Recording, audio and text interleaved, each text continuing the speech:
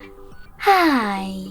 In front of me is ASUS ROG Phone 7, and today I would like to show you how you can use App Cloner.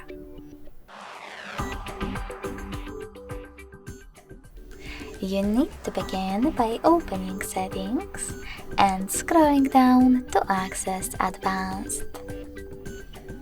Now select Twin Apps and click on the switcher next to one of the available ones in order to clone it, like YouTube. So now when I go back, as you can see, my YouTube app was successfully cloned. In order to delete this clone, access exactly the same settings and tap on No Blue switcher next to your app. Lastly, select Delete in the pop-up. Thanks so much for watching. If you enjoyed this video, smash that like button, comment and subscribe.